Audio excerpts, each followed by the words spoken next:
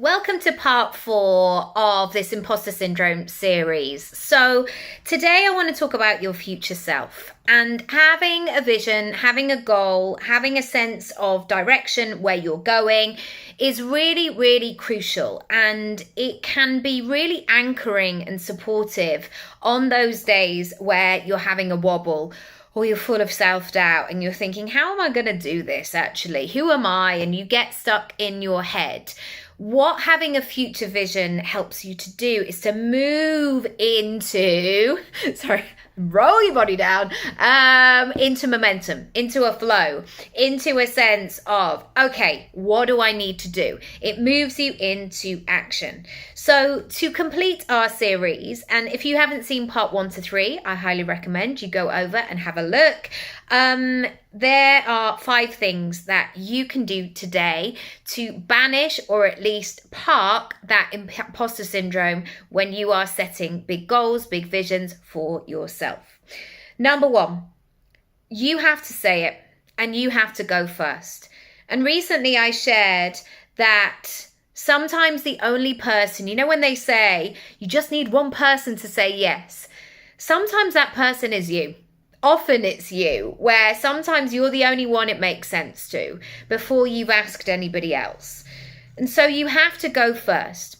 And one of the things that has really helped me when progress has been slow or I've been in self-doubt is ultimately, if I keep showing up, if I keep doing what I say that I'm going to do, if I keep doing the thing and chipping away at something, eventually I'm going to get there.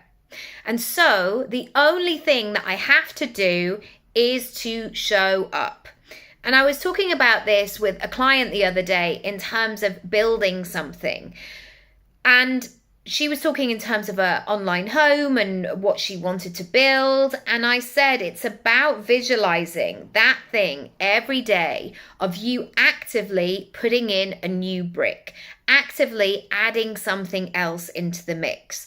And the temptation sometimes when you're feeling like that is like, oh, I'll just kind of let things glaze over, or I'll just get into a conversation with somebody on Facebook who I went to school with.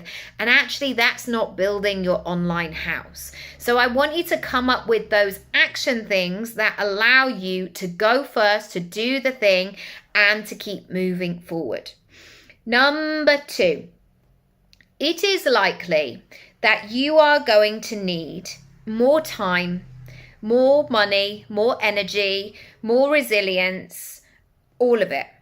More than you think, a greater capacity. And I want to bring this in because there are so many people on the internet who are telling you how to do something so quickly. I did this in a weekend. I did one launch, and it's so instant and it's so quick, and they're just showing you the end result. And I know from so many clients over the years, they've been really disheartened by this, really upset, or they feel like they've done it wrong, or, well, why didn't I get that thing? Why didn't that happen? And so to then put yourself back in the driver's seat to go, okay, here we go again. I'll give this another go. Give yourself more capacity. Because actually, if I say, I am going to give myself the next 30 days to work on this and grow this and show up for it every day, that's a very different energy to saying, right, I'm just going to see if I can do this afternoon and see what happens. There's a relaxation, there's an expansion into 30 days. So see what comes up for you there. And if there's anything in it for you. Number 3, I want you to rotate the viewing. And what do you notice? So somewhere like the Tate Modern in London, if you've been, it can be any art gallery that you might know, or any space actually. There are so many paintings, and you can literally just keep walking along and looking at them.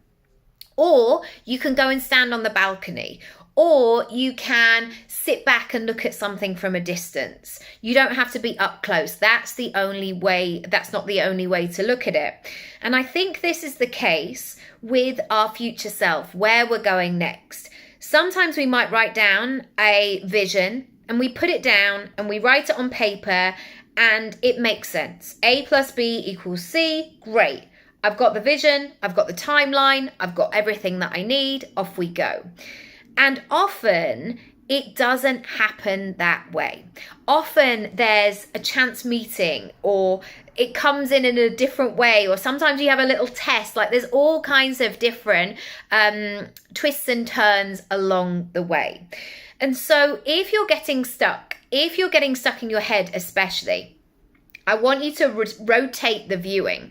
I want you to look at it from a different perspective. And I've certainly found that in the early times of my acting career, of maybe I'm not good enough, maybe I can't do this, maybe.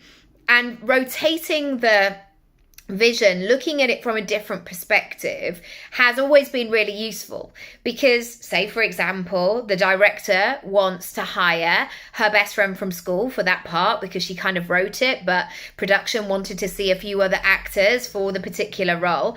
If that person from school, her connection is right, that she wrote it for, she's going to get that thing. So looking at it from that other angle helps me to stay in the moment of, right, don't go into panic mode, don't go into spiraling mode, just see it for what it is. So keep rotating that perspective. Number 4, raise your standards. Do what you say that you're going to do. This is something that you can be in control of. And this is something that you can have up your sleeve, and it's going to work brilliantly for you. I want to talk about this because so often when we get on a knockback, or something doesn't go our own way, or we're having a bad day, our instinct can be to retreat, to hold back, to play small, to do all of these things, or to simply shut it down. No, not doing it today.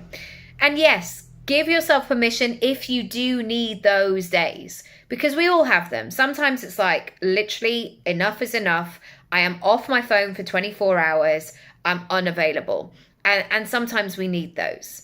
But sometimes we need a bit of that, but we also need some moves forward as well.